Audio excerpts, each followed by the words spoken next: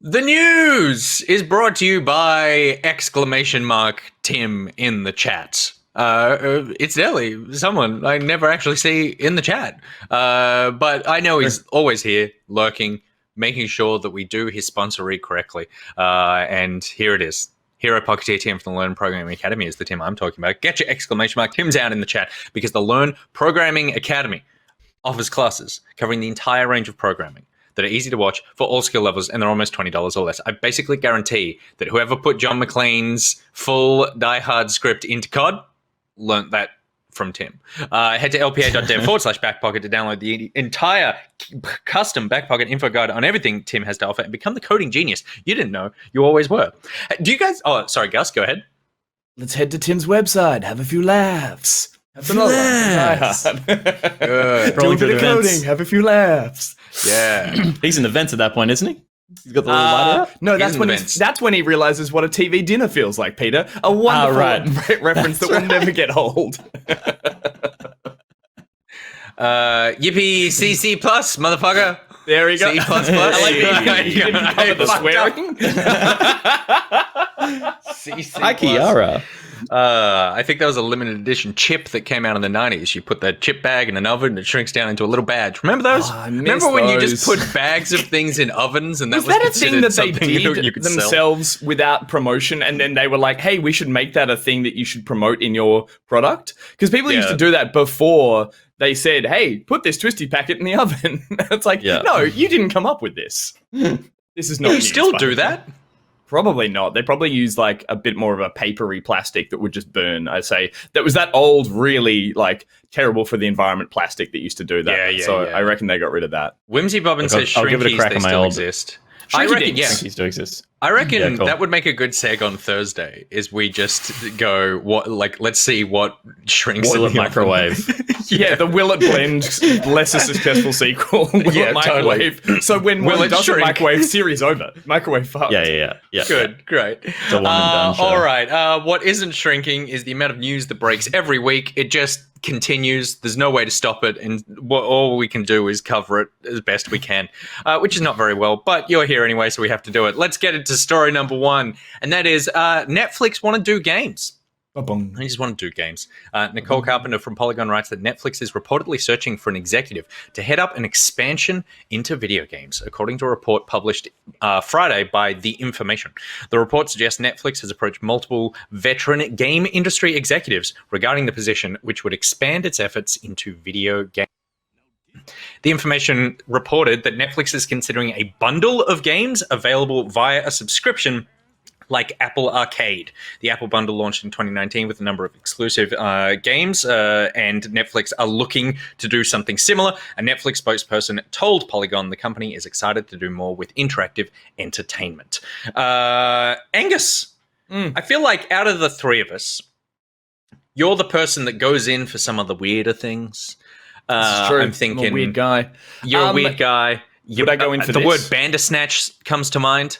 Do you want Netflix to pivot into a video game arena?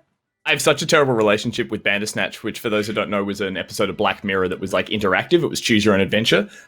I really didn't like it from the first few sort of minutes. And then my dad watched it and I went to bed and I got up the next morning and he's like, God, that went on forever. And I was like, what do you mean? He had no idea it was interactive. He watched every version. It just auto played through. So he watched it for like it would have been like 3 hours as it just kept repeating and going back. And he just sat there pouring red wine going, this gets more and more confusing. That is so funny. This service is not for him. But look, up and down as usual when I hear these stories. First reaction was just like another service that I would have to subscribe to. Obviously, I already subscribe to Netflix. It's kind of the staple that everyone does. And so you imagine maybe they would bundle this in as a slight add-on to a Netflix subscription.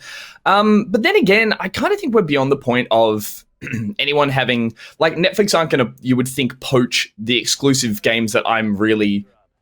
like wanting to get from my other services. I don't think there'll be the exclusivity with the Netflix one. So maybe what we'd see from them is a better value bundle, like maybe grabbing what games they can from the industry and reaching out to those who can supply or develop games for them like if they want to have a substantial subscription service, they have to fill it out. And that might be in the way that we see movies on Stan and Netflix and something else. Like they might start, I'm just speculating, pooling deals to get a lot of games onto their service. And in that case, they want to be competitive, and so they want to be cheaper. So maybe this could be something, I'm being hopeful, that could bring the price down. So I maybe start culling some of my more specific subscription services. Again, that's me being optimistic, but I would see the positive side like that, rather than Netflix have that one Netflix game that they made. I really doubt that's going to happen, and I'm going to be like, I need to have this service for that one game, because that's my Sony, that's my Microsoft. Yeah.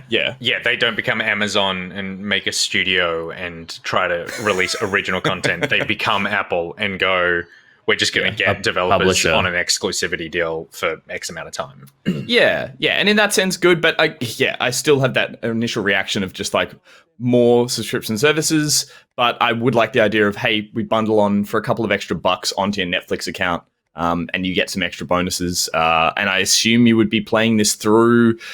They haven't really mentioned anything, I guess, at this stage, whether or not it would be like a streaming cloud-based xCloud, all that kind of stuff, or whether or not, I guess, you're just downloading the Netflix app and downloading off their servers onto your machine. I'm always interested. Like, good that they're seeing gaming as the massive market that it is, I guess. So that's a positive.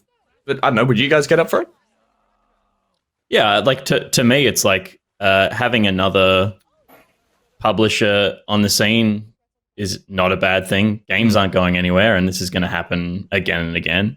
I really like what Netflix is doing with its Netflix first party video content. I liked them experimenting with Bandersnatch. I don't think it was a brilliant choose your own adventure, but I think it was cool. And apparently the kids' interactive adventures are a real hit. Okay. The Puss in Boots and stuff like that. But also, they're those kind of things that are like limited by the form that they're choosing to be in. It's totally. Like you're trying to put interactivity in a medium that is inherently best when it's completely passive. So. Again, though, similarly, like my dad got really confused with Puss in Boots, and he was just up all night just watching the whole anthology. So you need to pick your audience there. But the point being that Netflix aren't afraid to experiment. Obviously, they're still riding the investor funding and probably running their whole thing at some wild loss. But cool to see them diversifying. I think it'd be great if I just think they have because they have such a good eye for content. I think they will have a good eye as a game publisher as well if they get the right people on board, and it'll put money hopefully into the hands of some developers who have some cool ideas that want to try different things, and Netflix can really get behind them and promote them in a way that they deserve, that they probably wouldn't get without, or they would have to find Apple or another publisher to get behind them, that kind of thing. So I don't think it's bad having another money bag running around the industry. I think it could be really cool. Especially and I think as well. Oh, sorry, Nick. I was just going to say that the other thing that Netflix has is this huge install base. Like so many people subscribe to it. It's almost what is that thing where like a word becomes Kleenex, a catch-all? Sorry? Google, like Kleenex, Google. Exactly. Yeah, it's almost that for streaming video, right? And I think that Apple Arcade. I don't know how successful Apple Arcade is. The thing that hampers Apple Arcade, even though I think it's like cool, it does really cool stuff for like I think the best mobile games, some of the best mobile games are on Apple Arcade. The problem is it's kind of hampered by the power of the device and what Apple is sort of willing to do with that.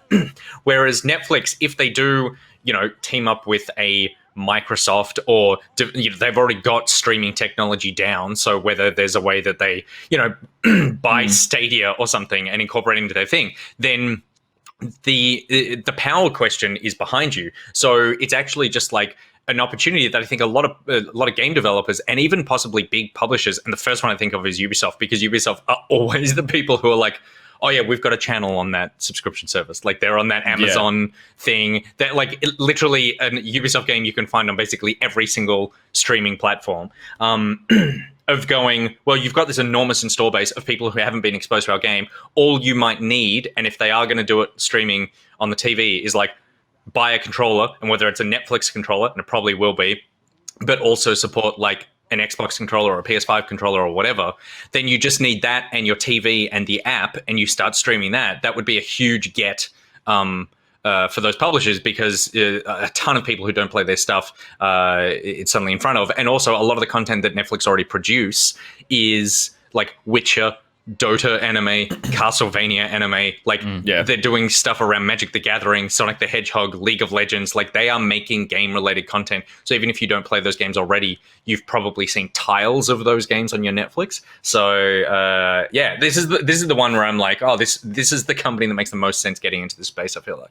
I wonder if they'll ever do the like you're on your, I don't know, 7th hour of Destiny 2 and it does the Netflix, hey, it looks like you're still playing Destiny 2. And you're like, yeah, I know, I'm doing it. Totally. We're trying real hard. We're trying. You're right. Yeah, go. I was going to say, you're right in terms of like, we've been talking a lot recently about the idea of like, we're getting to that point with streaming services for games where it's like, it will be amazing when we get to the point where, as you said, you don't need a box under your TV, you just have a controller in your living room. But the current models we've been talking about have always been like, hey, you need that one, you need that one loyalty to a service, whether it's Sony or Microsoft or whoever it kind of does it first. And you're right, Netflix will be the one that get in there and suddenly you just have your Netflix controller, and that's for the family that doesn't have any consoles who wants to take their first step into cloud-based gaming, and they go, well, yeah, this will be the one that makes the most sense. So with that install base, that will be the one that suddenly becomes the I'm going to play my Netflix now kind of thing. Totally. That sounds weird. Exactly. Yeah. And then the final, like, one of the big reasons that they're getting into it is that they have come out on record in 2019 saying that their biggest competition isn't like Amazon Prime or Stan or Disney Plus, although it might be Disney I love Plus that they're now. on record for that. It's just like a real elbow into Amazon. So, these guys aren't really a concern for us at the moment. But the biggest competition is actually Fortnite, because that's what's pulling people away from Netflix. And I think that it's definitely something of going, games that have any sort of social element make it difficult to do second screen experiences with at the same time. And then Fortnite as a game is also like, Fortnite's doing the opposite thing. Fortnite started as a video game. They want to build that metaverse that they keep talking about. They start, like, they've already shown films within Fortnite. They premiere trailers within Fortnite. There is no way that Epic don't want people to be spending their lives in Fortnite. So they're coming at Netflix from the games direction, and now Netflix like, well, we're going to come at you from the movie direction. Like, and at some point we'll meet in the middle and see. I guess it's a little easier as well for the Epic universe to, as you say, to give those experiences of just passive viewing and listening while they've already got their game, where it's like Netflix has got a bit of a steeper mountain to get up, because in terms of making an entertaining product and something that can be as time consuming as Fortnite is a very steep hurdle. So it'd be interesting to see where they do converge. Yeah, Epic are starting with the huge interactive space that they can push passive content into, whereas Netflix have a very passive consumer product, and then they're asking for interactivity to come into it. And it's like, even from a viewer perspective, it's like, you know, my dad would get annoyed if he opened up Netflix and it was like, do you want to play this game? Plug in your controller. And he'd be like, get out of my face. Get it out of my face. He's like, that's why I play Fortnite. That's not why I watch Netflix. And then he gets up and plugs in his computer with his 3090 and goes like, all right, 4K Fortnite, here we go. Your dad would love Microsoft Flight Simulator, right? Or is that just too much work? He had a crack at it on my computer, and he thought it was cute. That's brutal. That's like Netflix telling their competitors don't matter. It's like, hey, Microsoft Flight Simulator. This is Colin Burns, the pilot, saying your game is totally is cute. Like, he sits in simulators for work, and it was like, you know, the mouse keyboard experience doesn't quite match up to having the full yoke. He steps out of the Sully experience of birds, and goes, that's cute. I would have landed it. I mean, we won't get into that, but he's always got an opinion about every like plain film, and it's Yeah, like, right. that guy's actually an asshole in real So life. he should. Like, It's like, but Tom Hanks can't play an asshole. no, That's true. Yeah, that's true. Captain and Phillips sometimes was a snakes right- can get you know on what? planes. It's a documentary. Yeah, it's happened. I love Sith Cat's comment in the chat. Who says, "I can't even cope with the interactivity of having to pick something to watch on Netflix." Yeah, totally. Which is totally true.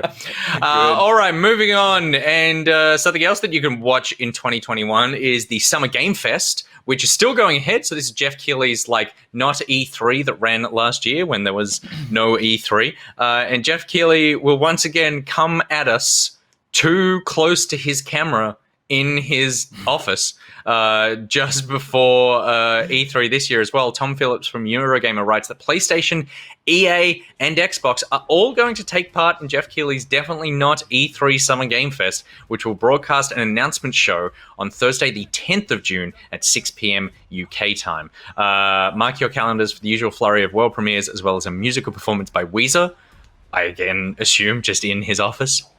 Well, absolutely not part of the official shelf E3, behind which him. will exist digitally via this year via a web portal and app. Summer Game Fest will take place roughly at the same time. We're going to see what gets announced, but last year's big criticism, I guess, of Summer Game Fest, which was something that was coming together on the fly and very came in very hot, but the big feeling around it, Keighley said, was that a lot of people were it just felt too spread out and felt too sporadic, and it didn't feel particularly special because it was just spread out over 3 months. And Keighley said, quote, that the feedback from everyone is that they want these game shows all together. So now we are going to just do one big full-on show for Summer Games Fest that leads into the big publisher events, which is hopefully more of what people wanted, where more things are condensed and combined together.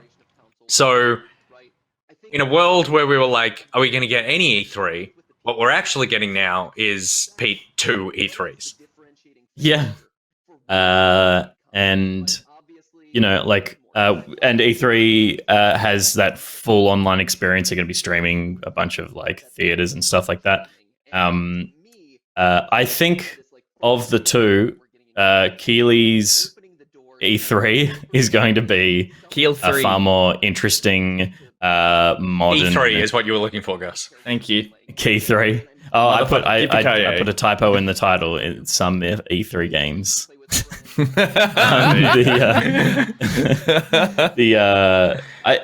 I think Keighley is really on the pulse with how audiences like to. His Game Awards is a prime example of how gaming audiences like to have information delivered to them. Mm-hmm. He puts on a good show. He's got a lot of heart.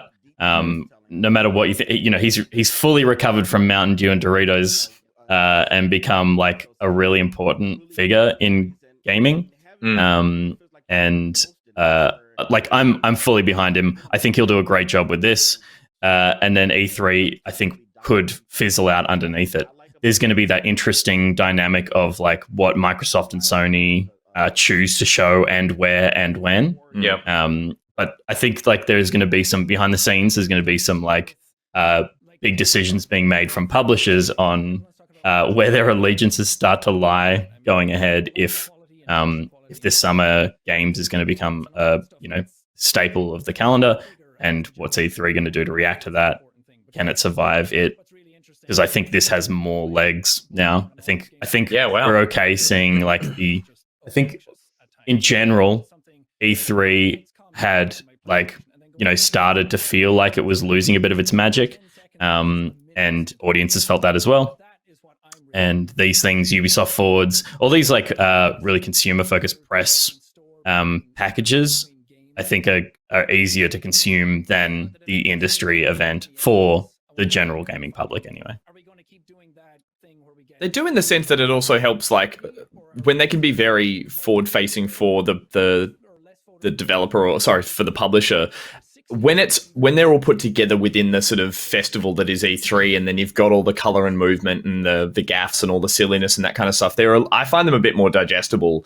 But obviously, we're not getting that anymore because of the way E3 had to pivot thanks to the pandemic. So it's like I feel like them on their own in this kind of sterile online environment being delivered and separated from each other, they lose a bit of that kind of that sort of energy and that sort of the fun that is the time that is E3. And I feel like something like this is able to then bring that back because there is that sort of separation of what Keely's doing with this and that sort of subjective sitting away from being like, oh, I'm wholly loyal to these particular brands or these particular games. So I feel like that's the advantage of something like this as well. It gives us that kind of like we can stand back and enjoy it and all the parts of it together. And it's a festival versus just being a corporate sort of stream time to go and check something out. I don't know. I hope that's the vibe it delivers as well. Yeah, yeah, it'll be interesting because he's done that sort of like pre-E3 show a lot, like that sort of like warm-up show feel, which is more like, obviously it's still hitting all the corporate messages. It's still totally about selling product, gaining awareness, but it's less of the like completely honed, like you said, Gus, sort of like corporate presentation and more like people are coming to him to hang out with in his space for a little bit and then going away. I do think it's interesting that like PlayStation have said they're a part of this and they're not a part of E3. There are companies, like the list is huge of the companies that are taking part. 2K, Activision, Amazon Games, Annapurna Interactive, Bandai Namco, Blizzard, Capcom, Devolver, EA, Epic, Gearbox, Hi-Rez, PlayStation, Riot, Saber Interactive, Sega, Steam, Square Enix, Tencent, Warner Brothers Games, Ubisoft, Wizards of the Coast, Xbox, and a ton of smaller ones that I haven't even mentioned. So he's got everyone, and that's something that E3 couldn't do. My only question is like what the identity of this thing will be. I think this year it's like competing with E3 in a very real sense that publishers aren't going to want to show something here and then show it at E3 in the same way. So I think that this might feel a bit lighter on content, but next year E3 might die and this could take over. But what this is not doing is not getting it. It's still not getting rid of the fact that like Xbox, Ubisoft, PlayStation, EA all have like their own little live shows that pepper out throughout the course of the year. So that's probably where they're still going to do their main announcement things. But this is a pretty big move. And I do think that I agree. Like I like I think he's just like a guy that wants this to work. Like he has worked for so long to make this sort of stuff work. And with the Game Awards, it has now finally started to happen. So much so that you see the Oscars taking notes from the Game Awards, really, of going, well, more people might watch the Oscars if we're going to start putting like Marvel trailers that you can only like that you see for the first time during the broadcast, which is their plan next year, which is exactly what the Game Awards is. It's like half the Game Awards is just announcements for new stuff. It's funny that you bring up as well, just quickly, is like I would say like the likability of Jeff Keighley personally. I don't find him that charismatic or that, but Same. You're right, you see his work ethic and how long he's stuck with it and how much he continues to like push these kind of events or push gaming forward in terms of keeping it alive in certain areas. And Pete's right; it's like he's done the Mountain Dew Doritos thing, like that. That almost makes him more endearing as a public figure. That he's had to go through that sort of corporate sellout moment, and that became a meme. And then even I think some of the Game Awards had like the Chic Turbo Man kept turning up, this like giant razor blade that like just kept bugging them, and it was like that became a meme. And all those things were small steps to make me welcome him more into like this space, because I every time I see him I'm instantly a bit kind of like taken aback, but then I'm like, oh no, everything he's doing is always so positive. So it's like, but he's definitely not he doesn't have the same charisma as like oh my god, names are falling out of my head, but Xbox and Phil Spencer's and those people who just walk on stage and smile and you feel warm and fuzzy and you're like games, and so I don't think he'll ever get that. There's a deadness in his eyes, but thank god there's still some life in game. Oh my god. I mean, I remember watching him on game trailers. Like he did a show that was like a more straight version of Back Pocket or Game Trailer, which means in 10 years' time we might be hosting a award ceremony. Oh Christ! With dead eyes. With all my dead eyes. But again, like yes, he's not the most charismatic man, but he is so persistent, and he's super earnest, and he's shown over. Totally. It's taken him more than a decade to prove that he is like super legit. He really, really cares. I think he cares about video games more than anyone else on the planet. So it's like, more power to him, man. Like, I'm so happy that it's working for him. And I'd love for this to succeed for him. And I saw a comment in chat from John Bibb, who said that Games Fest feels like it's selling space on a site, not booths at an expo. I think that's totally true. And I think as well, the other advantage that it could have is it can develop its own tone. And that's what the Game Awards has done over years. It's sort of like found itself. And I think that something like this, like E3 doesn't really have a tone. E3 is like everyone puts together a show and then comes together as part of a bigger show. But like Xbox have to put together like the way that this is being presented and everything. Whereas this is like you're coming into someone else's space. And so it can be a little more relaxed. It can be a little more chilled out. It can be a little less hypey. And like, I think that's probably, if you're still getting cool information, that's a way that people prefer, or like, at least for me, I would say I prefer to take that sort of information than particularly since like the massive success of Twitch. That's how, like, it's much more comfortable, personal, relaxed way of having that conversation with an audience, as opposed to, we don't need the big shows anymore. It's like we accepted E3 because that's all we knew, and was easy to deliver to an audience. And now that, like, you know, people are live on Twitch, our show, for example, is the same as Jeff Keighley's show. We just don't have famous people coming on. Exactly. But it's just funny, quickly, you mentioned that, Pete, because what we just saw there of some of the footage and stuff, like, for everything I said about Jeff Keighley, like, he and does, you said a lot, by the way, like, you really fucking just smashed that guy. It's like, you're right, it takes away from that on stage polish of those like company spiels and that really zombie kind of like, oh, here's us reading the press release, to those very casual lounge room conversations. And he does that really well, and he's been fostering that during the pandemic and everything else as well. So I think, that's the real like selling point that this has, is outside of just watching the trailer. It's like he then brings in lead devs or all those kind of people and has real conversations with them. And as you said, Pete, it's like people respond to that better because that's how we like getting our information. It puts a real face behind the game, and he's great at doing that. And I think that's probably where the future of these announcement kind of events lie, versus like them standing on stage and that everyone cringing. With publisher-led directs, Nintendo Directs, Ubisoft Forwards, State of Plays, those kinds of things. That pairing throughout the year is like, it feels like a good drop from my perspective, at least, anyway. I just want to point out, the chat said we have had some famous people on the show before, including Barjo. But TV's Barjo. I wasn't really counting has-beens. That's good. So, yeah, we're still working on getting some famous people. Peter, the shade shall be thrown from me, not from you. I like the fact that message came from Tom Harmony, who said, we got Budget once. He used to be on TV. I was like, we all used to be on TV. I wasn't. We're on the same show. He has done the best job of calling himself TV's Barjo. Yeah, that's true. That's true. That's how he was on my. I wore him on my body on Thursday last week. So that's true. It's still very close to our hearts.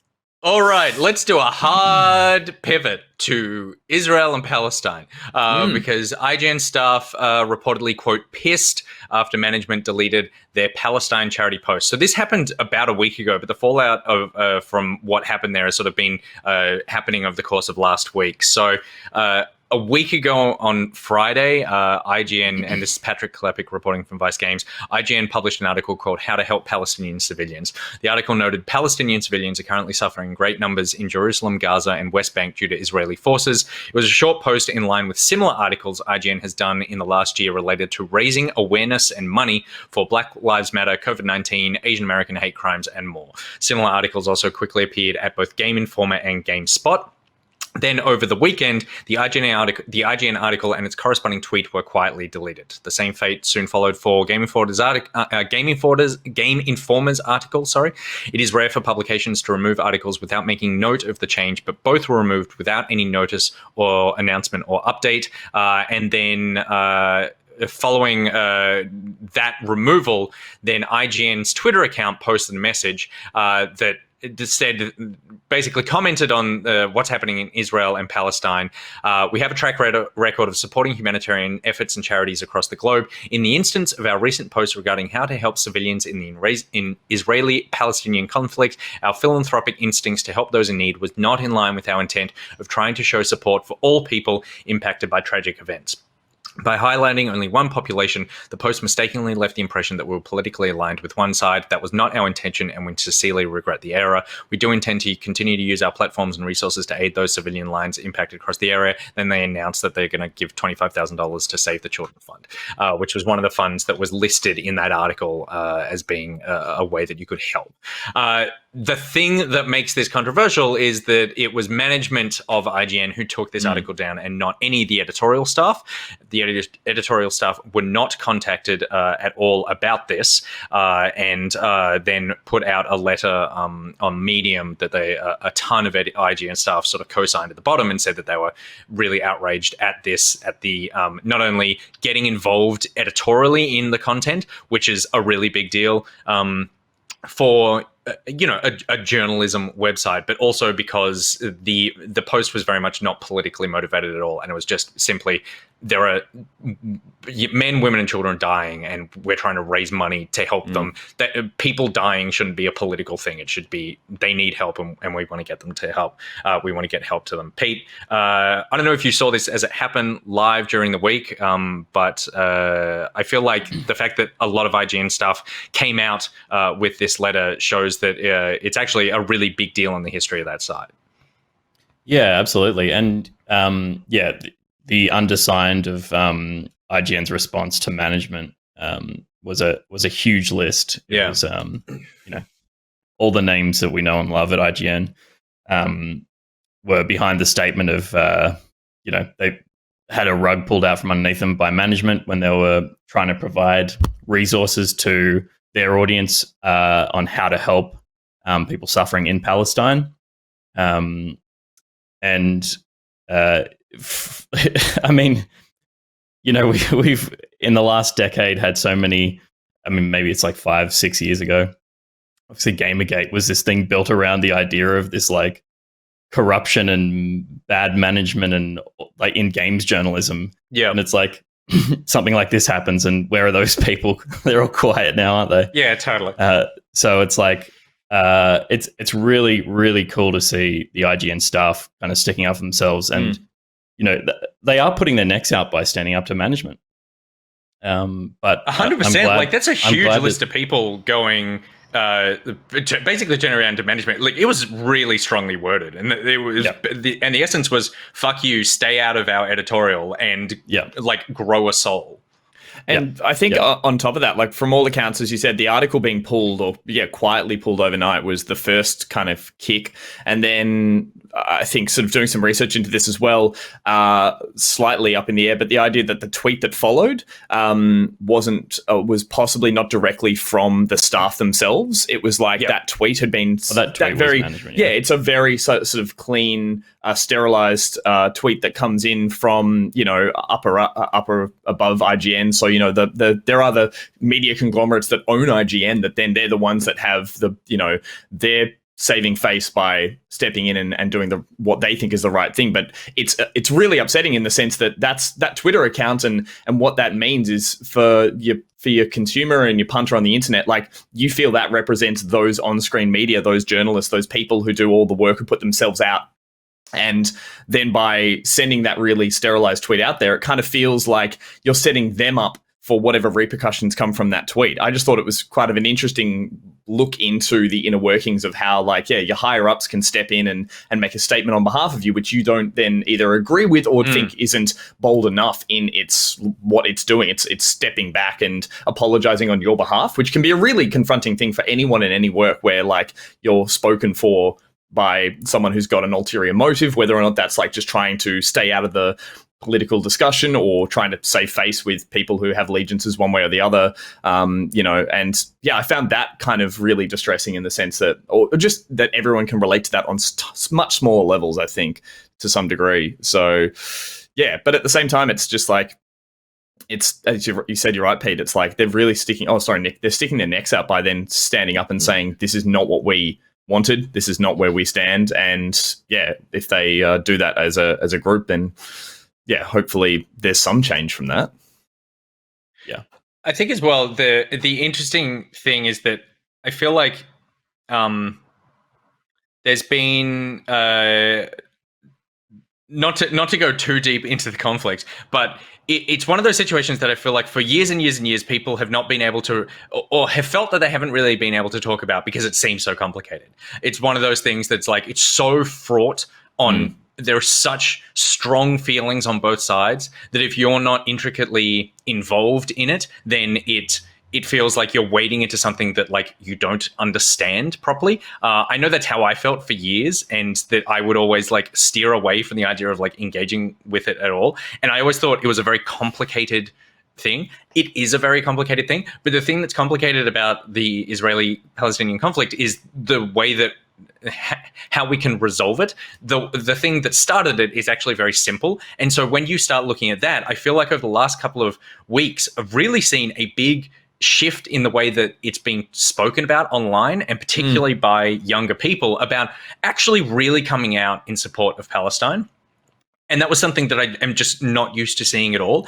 And I think particularly because America has had such strong allegiance with Israel over the years, politically, and it's a much more fraught thing to talk about there than elsewhere in the world. But, you know, like Israel is in the top 4 most disliked countries in the world. It's one of those things that's like, and this is something that rarely gets spoken about. And I think that Timur Hussein, who's the managing editor of GameSpot, put out a great video about this last week, where he was basically talking about how over the past few years, the gaming community has become really socially aware, and you know, we've seen gamers get and games media and gamers in general really get behind a lot of causes. And you look at things like obviously the fallout from Gamergate, but you look at Me Too, you look at Black Lives Matter, you're looking at the way that like a lot of young people are really becoming socially active, but there's still been this silence on Israel and Palestine. And he put out this great video where he was basically talking about like, what is that about? Like, why are we being quiet about this? And then something like this comes along, and then it gets stepped on by people who have high, like, political interests. And by political interests, it's literally just money. Like IGN management coming in and going, you are going to cost us money on this, so we don't want to seem politically aligned. Whereas it's safer to be politically aligned with the idea of like the Me Too movement, because like you're not necessarily going to lose money from people by supporting women's rights. But for something like this, where I think it's become more and more clear, and at least from my perspective, it's pretty clear who is in the right and who is in the wrong in this scenario. And but because it's coming down to money, and they're operating in such a bigger global arena that this article waded into, and I think very rightfully so.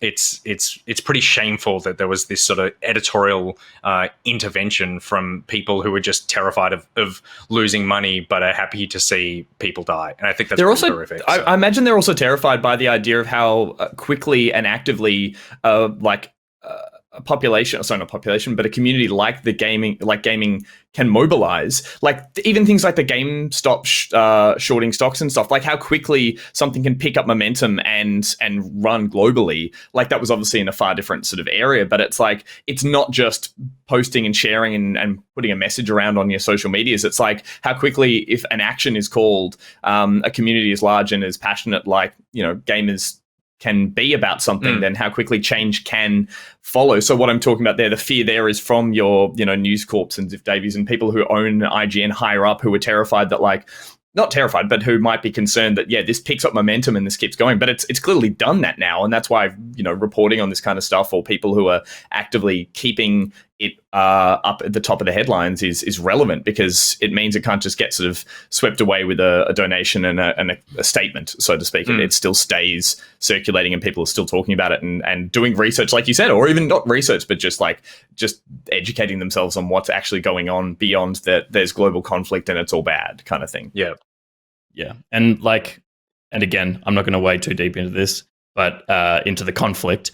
But like any of these kind of stories where there is a far more powerful oppressor of a weaker population, as soon as it leaves the headlines, this is, it's great that it's in headlines right now, but it disappears so quickly. The news cycle is so like, low attention span that as soon as we move on, it's like nothing changed. Yeah. Nothing changed. We saw that heaps with Black Lives Matter. And it was good that stuck around for so long, but it's these things where there's rallies and then nothing happens. And we see it all the time. But I want to call out Aeroplane Jelly saying, which I think is a sentence I've seen on Twitter and everywhere, and it sums this situation with IGN up, is that humanitarian aid should never be a political issue. And I 100% agree with that. It's like, no matter where you land, why is this considered a political issue of asking humans to help other humans, or providing avenues for that? It's just because even if you exactly, even if you think that someone is right and someone is wrong, if you by not providing help like this, you are saying that the people who are wrong are actually worth less than the people that's right. And if that's your opinion, then that makes you a monster. Like, I just don't see it in any other way, that you are, that is a black stain on your soul, that you think that there are people who just don't deserve your help just because you don't agree with their beliefs or what they're fighting for. So it will be interesting to see. I mean, this was one of those, I say at the top of the Back podcast that it's like where we talk about the most hard-hitting news of the week as long as it's related to video games. And this is by far the most hard-hitting news of the year, really. And again, intersecting with video games. But this story was picked up by The Guardian, by by New York Times, by real news outlets going, oh, this is actually like a big deal what's going on with IGN. And so hopefully, the best result that can come out of this is that people have been made aware or able to educate themselves, I guess, more on the situation.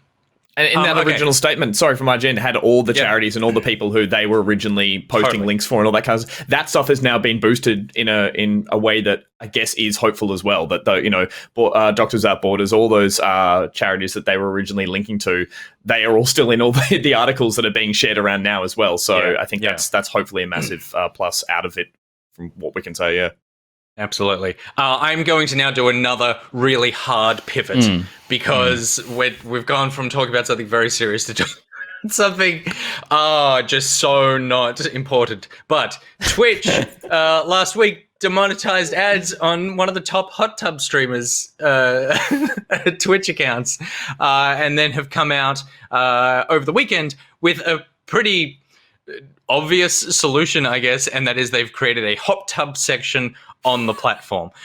So Andy Chalk from PC Gamer wrote that a controversy over so-called hot tub streamers blew up earlier this week when Twitch suspended advertising on the channel belonging to Caitlin Amaranth Siragasa, one of the platform's most popular streamers, without notification. The issue, she was later informed, is that Twitch had deemed her streams, quote, not advertiser friendly, even though they don't actually violate Twitch's content guidelines.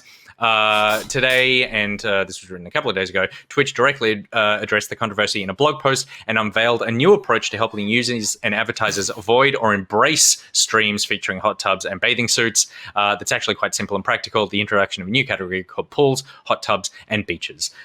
So there's now a hot tub category on Twitch, which is not newsworthy. But Gus, I think, at least when I saw this, the thing that stood out again is Twitch getting themselves in, pun the pun, hot water for for their sort of murky stance on a lot of like the kind of content they want on their platform. Totally. I mean, first I want to start out by saying, like, do we know from this news story, because I was looking into it, that by making another category, a subcategory of pools, hot tubs, blah, blah, blah, that category can now be monetized with advertising? Or have they said, is this a sort of two-punch thing where they've said, we're categorizing it and that's what can't be deemed? Advertisers can choose to not advertise on specific categories. So by moving all of the hot tub streamers across to a category, which Twitch say they will enforce, because they can on the back end apparently move people like Amaranth to that if they're choosing to be in just chatting or whatever, they can advertisers can choose to not advertise on things under the hot tub category. Right. So my understanding would be when an advertiser or someone puts their brand on, they can tick all the categories they want to have their ads run on and which ones. Basically, so there might be like, I don't want my ads to run on just chatting or that thing as well, just as easily.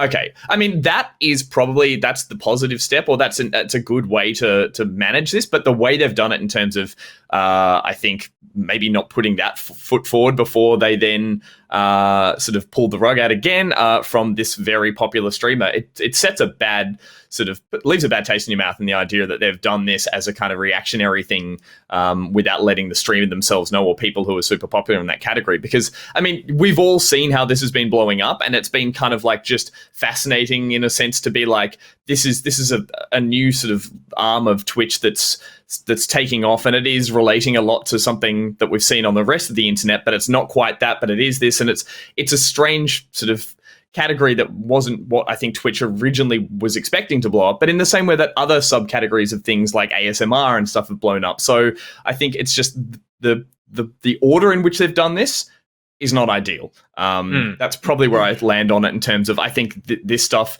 if people want to do these kind of streams in whatever context, like we're seeing now, or like solo streamers doing it, I think if it's popular and people want to watch it, then great. Like, it's no harm, no foul. But I think, Twitch, everyone for a longest amount of time was watching how far people were pushing this in terms of males and females, both like in how much skin they could show, how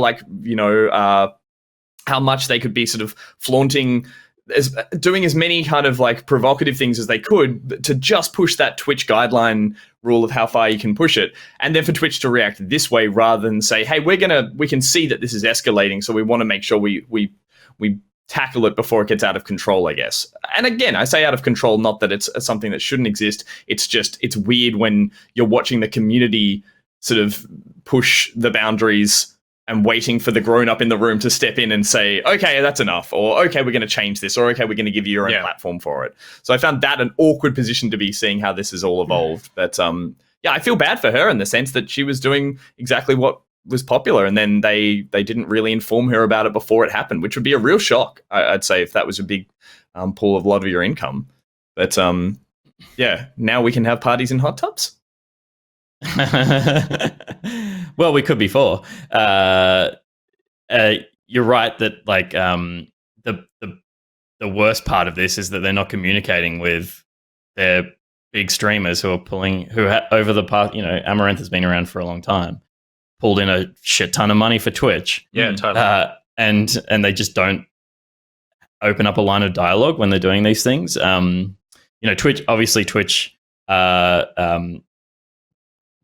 In the process of, and have been ever since the birth of Twitch, negotiating how they work with advertisers and monetizing the platform to work best for Twitch, for Amazon, at the end of the day.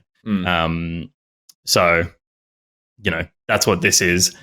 It's pretty awful that they didn't reach out to their streamers, who are these people that, it's a weird platform to own, because you've got people you've got creators using just effectively, you've provided a service that people are using, and the people aren't coming for Twitch, they're coming for the content creators on Twitch. So if you're not careful about respecting those people, Twitch are lucky they don't have a viable alternative for people to just jump straight across to right now, because they're constantly treading on the toes of their creators. There's nothing wrong with people being on Twitch doing hot tub streams. In my opinion, Twitch have to make a call on what they deem is suitable content for Twitch, but they also need to be communicating with their streamers, particularly their huge streamers like Amaranth, who are staying within the guidelines of the existing guidelines of Twitch. Especially as they're the trendsetters in those categories. Well.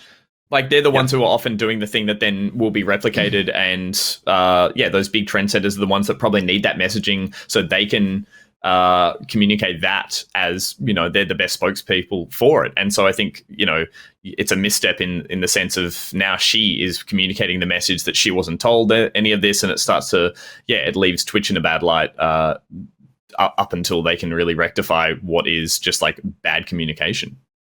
Charcoals has a good point as well of like, and it's true of everywhere on the internet, really, of creators having no say in who advertises on their channel, and Twitch having all the say on if they let you have advertisers at all. Getting freaking sports bet or something advertising on your channel when you're like against betting is something you have no control over, and that sucks for creators in a big way. Yeah, totally. I'm just watching Disguised Toast get skinned alive in a hot tub right now. Hard not to look at.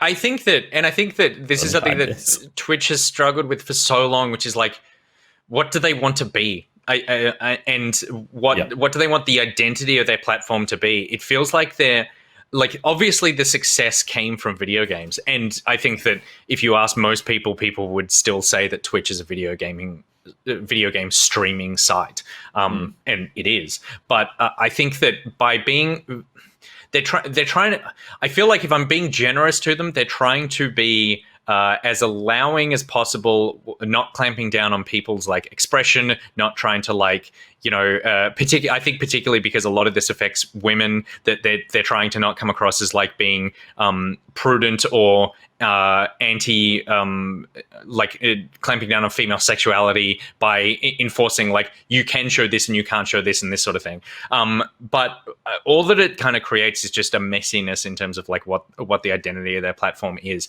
And like I can definitely see the argument of going, do you want Twitch to be a platform that when you log on to it, to see video games, and I've got kids and my son will be in the room and Twitch is always on my second monitor, and looking up and going like, oh, he sees Sackboy and he sees Mario and there's like a Call of Duty poster and that sort of thing. And then it's like, well, do I also want him, at this age, to also be seeing people write names of people who give them money on their body? Not shaming that practice, but just like, is it the place for that? And I don't have that answer because I'm not Twitch, but Twitch don't have that answer either, and that's the real problem. I think that there are tons of places that you can go for. You're right, like there are heaps of places on the internet you can go and be naked, and there are tons of places you can go on the internet and create content. But there is not a lot of places where you can go and live stream yourself in a place where people will flock to you. And YouTube is the only real competitor that Twitch have, and YouTube is it's so hard to find content creators that you don't already know on YouTube. The chat sucks there. You're using like your YouTube account. There's all sorts of stuff that goes into that. That's not easy, I guess. But Twitch need to, I feel like, pretty quickly sort out what they want their platform to be, and whatever they want their platform to be, I'm fine with that. Like, if they go, hey, we want to allow hot tub streamers and we want to allow this and that, and they're clear with it, cool. If they go, no, we want to clamp down and it's just about gaming, and like there are really strict guidelines to like how much you show, I'm also fine with that as well, because that's what they will have decided this website is for. And if you want to go do something else, you could go to anywhere else on the internet and do that. Not having that internal decision and not communicating is just like, always this stuff is going to come up over and over again. And it has before. We saw with the copyright strikes for music as well. There were so many creators reaching out being like, I'm not sure where the line is here. I need Twitch to communicate this better to us in terms of how, like, to do with people playing commercial music and getting copyright strikes. It felt like it was just kind of a total roll of the dice, whether or not you would get picked up or not, or what could be passed through. And again, that was a long process of communication for Twitch to get out the messaging to their creators. And so, as Pete mentioned before, it is difficult when you've got, your platform itself is just the ability for people to create things on it. So you need to not police, but you need to just keep an eye on what is being made and how it's being used. But I do think, a stronger line of communication when it comes to these things, or even before they start turning into like bigger trends, might be a positive way, as you said, Nick, to communicate what your platform is actually trying to go for, and that might help people understand what they can or what they should be aiming to create on those platforms. But yeah. Yeah, totally.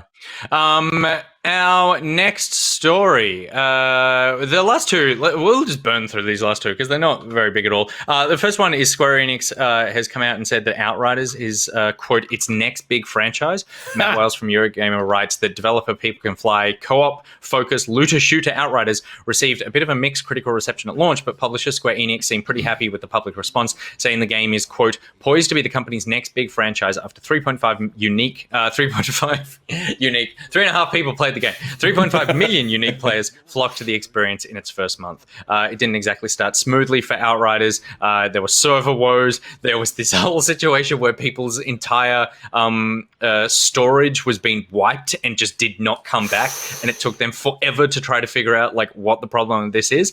But thanks to, I feel like, in large part, Game Pass and the fact that not a lot of other games are out, they are really, Square Enix are planning to get behind Outriders in a big way. Did any of us actually play it? Nope. No, only Steph played that demo. Yeah. I shouldn't judge so heavily considering how the game feels. Yeah. I think that, to me, the only reason, like, this feels like... so this is me talking, I have not played the game. I hear mixed things about it, but I know people who have enjoyed it. The resounding thing seemed to be like, it's pretty good for right now. And right now is a time where there's not a lot of video games coming out. But I feel like Square Enix have sort of backed themselves into this by going like, enough people played it. It came out at the right time so that maybe, so that it was popular. But also, like, Marvel Avengers just... it did not do what we needed it to do, and we need a tentpole. Like, there is no, I feel like there is no way that they weren't going, Avengers is going to be the tentpole around which we'll have Final Fantasy and Avengers. Like, we'll have these two iconic brands as our tentpoles that we have moving forward, and Avengers, just like the negativity around that is still so persistent that they've gone, we need something else to build customer loyalty, I guess, around, and that Outriders, as uninteresting and I can't reiterate this enough, you could not design a more uninteresting video game to me. But it's, I would hope that they would have the opportunity to go, okay, the second game is where we're going to find what the game is. In the same way as like Assassin's Creed 1 was like, this is like an idea and cool and all right. But if you showed Assassin's Creed 1 to someone who played Valhalla, you're almost playing a different video game. Totally. And that this can be an opportunity for them to actually put an idea into their video game. God, it needs one because, again, we all haven't played it. And the reason is, for me, is that, as you're right, Nick, it has such an unappealing kind of just generic video game look to it. Now Square Enix saying that this is the one they want to be their ongoing continued support. The population are constantly playing it, kind of your Destinies, I can't see it happening with a game like this, a game that, came out to such subpar sort of critical response at the beginning. I know a lot of those games then can find their feet after the, expansion pack 1 and 2, or, that whole reworking of the system. But God, it takes your player base to be devote enough to continue playing it, and I just don't see that happening. That those 3.5 people are going to stop playing in the next couple of months. And it's not even a live service game. Like it's supposed to be a like you play the campaign and you're done game. It's just co-op. But it's not live as service. Yeah, right. I could imagine it becoming a thing where the fire team setup works in a really fun, interesting way, and they release new like content, Left 4 Dead style campaigns as a way to kind of keep content rolling. But it's not easy to just go up and make a campaign as opposed to Destiny going like, you can now interact with the same wizard in a different way, and that's enough in Destiny because 100%. Because the core loop of that game is really fun. Whereas I don't know. I don't think when Destiny was bad, was really rough and didn't have the legs that it needed. You could ask people if it was the best shooter they've ever played, and they would say yes. Totally. But with this, it's like, this needs a bunch of work, and the people who love it would not tell you this is the best third-person action game they've ever played. So it's like, is there enough of a core that's going to stick it through to this game becoming something that is more broadly appealing? Especially when that opening player base, a large amount of it is attributed to the fact that it's free on Game Pass as well. So, you've got people willing to experiment or dive in on day one just because it's a free game. I shouldn't use the term free, but so many people already had access to it, and so they were willing to just like dip their toe in. And they're the audience that don't, or they're the player base that don't stick around, in my opinion. Should they not actually just find it their favorite third-person shooter, which you're right, Pete, this is not. It always looked to me like the video game that the gamer who killed somebody in an episode of Law and Order, NCIS, whatever, plays. Like, it's that totally game where you go like... Plug me back in, man. Totally. It's playing on the TV when he walks in for the interview, that first perp interview as the third suspect that... it's always the third suspect that they talk to who ended up doing it. And especially then finally... I was just going to say, like, in a classic Gus dropping a hand grenade into the conversation as I do on a weekly basis, servers turned off before the end of the year. That's my prediction. Yeah. Good. You need a box of Smarties to shake every time you say I'll leave that alone. No, that'll never die. Finally, something did die. And it was, even though Mercy constantly promised that they wouldn't, one of the heroes from Overwatch has died. Because in a live stream at the end of last week, Blizzard came out with a big Overwatch 2 info dump and said that the biggest change coming to Overwatch 2's PvP is that it's not a 6v6 game anymore. It is a 5v5 game. They are dropping one of the tank roles from the game because they are sick of the meta of people just basically turtling up and healing behind tanks, and they really want to go for a more aggressive, varied playstyle with Overwatch 2. In this live stream, they also announced a few maps: New York map, Rome map. They showed these maps being played. Pete, I'm still wondering. I'm sure there's reasons. I'm still just wondering, like, why Overwatch 2? Yeah, it just really felt like I was like, oh, this live stream will answer my questions. Like, it'll really answer my questions as to why we're doing this. And I was like, this feels like almost like a blog post. Of like how they're updating the first game. This is like a minor, like, hashtag 0.01 update to any Dota change, like where the meta change is constant. The meta changes every month. It will really change the way that the game is played, but it doesn't change what the game is. No, it's literally just we're removing something. We're removing. Yeah, they're not adding anything. They're removing stuff. The game still looks like Overwatch 1. Look, I'm not invested in Overwatch. I think it would be great if they found a way to turn around and say, hey, Overwatch 2 is an idea rolling out as a patch to Overwatch 1 as opposed to a new title that you have to go and buy into this new ecosystem. Maybe they will, maybe they won't. But I think it's good that they're doing things like this, but they should be doing them in Overwatch 1. They should go, okay, Overwatch is 5v5 now. And, the way that, again, I have to reference back to Dota, it's like a big change happens. There's an understanding with Dota that IceFrog is a mastermind.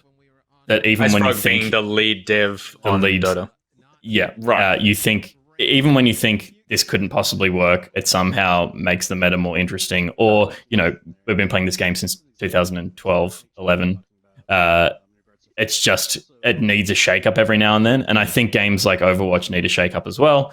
And I would just love to see it in Overwatch 1 rather than like, just keep it moving. That's how it stays interesting. It's like new characters, sure, but change how the meta works. Change abilities. Do that stuff and surprise people. And it pisses some people off, but it also just like gives people more hooks to keep being in the game because they're like, oh, that works different now. That's weird and cool. Yeah, I'm interested to see what happens when this does drop in terms of how quickly they can get everyone to just let go of one game and shift into this one, and what it is that would require it being an Overwatch 2, a separate install, a new game, versus, as you said, Pete, to just be a continual patch, continual update, keep that player base there and just keep everyone in the same environment. I don't know. Also, but like the idea of being a 5-team build as well, they've said it basically means, 2 DPS, 2 heals, and 1 tank. Like, they're saying that's the ideal makeup, right? Like, you could... Is that saying you can't run with 2 tanks and 1 heal, 2 DPS? No, they introduced in Overwatch, like, locking teams, at least in ranked. So it's like there's locked roles. It was 2-2-2, I think. Yeah, right. And now it's going to be 2-2-1. For casual, you could have five Reinhardts running around maybe in a certain I game think mode, that but you can not still have ranked. messy modes, but I don't think even like basic casual, because it's trying to train you to play ranked. Yeah. I don't even think you can do that in the casual mode. But there might be a more relaxed mode that's like everyone's Reinhardt. Because they launched with like you could play 5 Reinhardts, but then they just went, no, this isn't working. I don't even, I mean, I haven't played Overwatch in ages, but I don't think you can play that in any mode. But yeah, I think that's the case because I never played ranked. So, we'll see. I don't know. It was like a 2-hour live stream, and I just kind of came away from it going, God, I guess I just need to accept that this is not a game for me. There's tons of people out there who still play Overwatch, and that's awesome. And for them, I hope that Overwatch 2 is really feels fresh. It just still feels doesn't like look so much it, more of the but same. yeah. Anyway, so we'll see how that affects when that game comes out at some point in the next 10 years. And that is literally all the video game news that happened this week. Congratulations, you're up to date.